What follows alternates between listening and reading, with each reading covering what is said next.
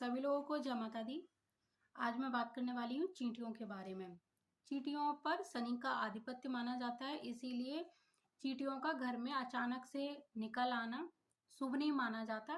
लेकिन शनि के प्रकोप से बचने के लिए इनको आटा डालना बहुत शुभ होता है। चींटियां दो प्रकार की होती हैं, एक लाल और काली। काली चींटियां घर में निकल आती हैं तो ये शुभ संकेत होता है, लेकिन लाल चींटियां घर में निकल आए तो ये अच्छा नहीं माना जाता है।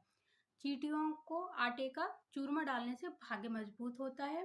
चींटियों के पास जो बिल के पास नारियल का बुरादा डालते हैं तो इससे नकारात्मकता से मुक्ति मिलती है। चींटियों को बादाम का चूरा या बूरा मिलाकर उसमें बादाम के चूरे में डाला जाए तो चींटियां जब इसको खाकर खत्म करती हैं तो इससे क्या होता है कि हमारे ग्रह दोष, पितृ दोष, बहुत सारे जो दोष हैं वो खत्म होते हैं। राहु केतु और पितृदोषों से बचने के लिए हर शुक्रवार को चींटियों को आटा या बूरा डालना चाहिए। इन ग्रहों के सकारात्मक परिणाम प्राप्त होने लगेंगे। केतु के अशुभ प्रभाव से बचने के लिए गुड़ और आटे को मिलाकर उसका एक चूरा तैयार करना है और जहां जहां आपको चींटियों का बिल दिखे वहां पर डालिए। कम से कम 43 दिन तक तो लगातार डालिए। चींटियों को मीठी रोटी बनाकर खिलाने से ग्रहों के अशुभ प्रभाव कम होने लगते हैं। जिन लोगों को बार बार असफलता मिल रही है या जो लोग मुकदमे में फंसे हुए हैं, वह लोग यह उपाय करेंगे तो अवश्य लाभ होगा। आपको लाभ तभी मिलेगा जब आप सही हैं, अन्यथा नहीं। यानी आप झूठे मुकदमे में फंसाए गए हैं और आपने कोई गलत कार्य नहीं किया है। तो आप एक नारियल, सूखा नारियल लेना है और उसको कट करना है। उसके अंदर बूरा, मेवा और देसी घी भरकर चींटियों के बिल के पास रख दीजिए। ऐसा करने से मुकदमे में विजय प्राप्त होगी। 7 शनिवार ऐसा करेंगे।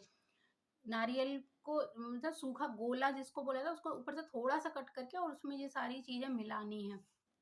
चींटी का बहुत सारे जो पेड़ होते हैं, जैसे बरगद का हो गया, पीपल का हो गया, इनके आसपास बहुत सारी चींटियां मिल जाती हैं।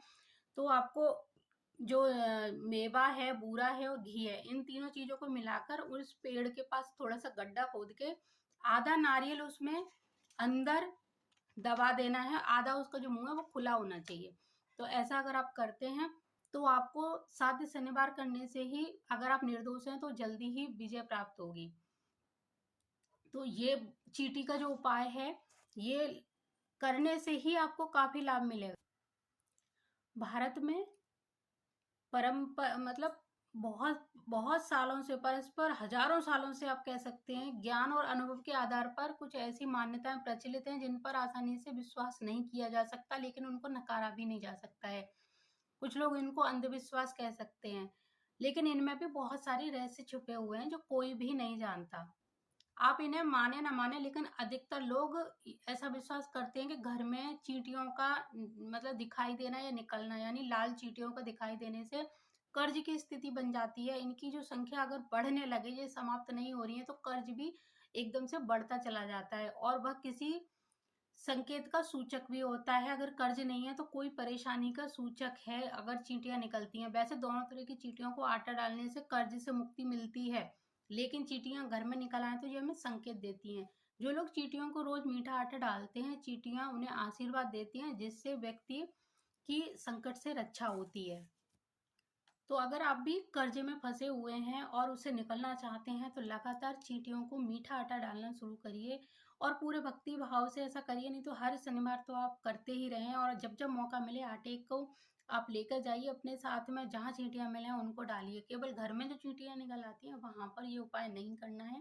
धीरे धीरे कर्जा उतरने के रास्ते आपको मिल जाएंगे। ऐसा कोई जादू नहीं होगा कि आज आपने डाला तो कल कहीं से धन बरसने लगेगा और आपका कर्जा उतर जाएगा। लेकिन हाँ, जैसे आपका जो काम नहीं चल रहा था उस काम में तेजी आएगी, या कोई आपको काम मिल जाएगा, बेरोजगार है तो नौकरी मिल जाएगी, कहीं ना कहीं से कुछ अच्छा संकेत अवश्य ही मिलेगा। इस बात का विश्वास रखिए। बहुत आजमाए हुए उपाय हैं, शास्त्रों में इसी तरह कुछ चीजें नहीं लिखी जब तक उनका कोई ना कोई मतलब नहीं लिखा है। और सारे जो पशु पक्षी जीव जंतु हैं वो हमारे भाग्य से जुड़े होते हैं, इसलिए इनको दाना पानी, आटा, रोटी, चारा हमेशा डालते रहना चाहिए। जो व्यक्ति इनकी निस्वार्थ भाव से सेवा करता है वो कभी कर्जे में नहीं फंसता, उसको कभी पितृदोष नहीं लगता, उसको कोई बीमारी, आकस्मिक संकट नहीं घेरते हैं।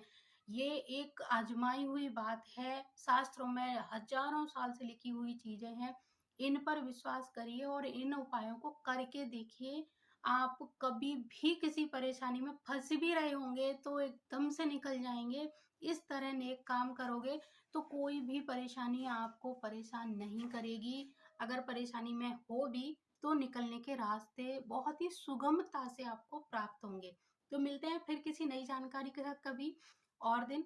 तब तक के लिए जय माता दी, जय गुरुदेव और जय श्री राम।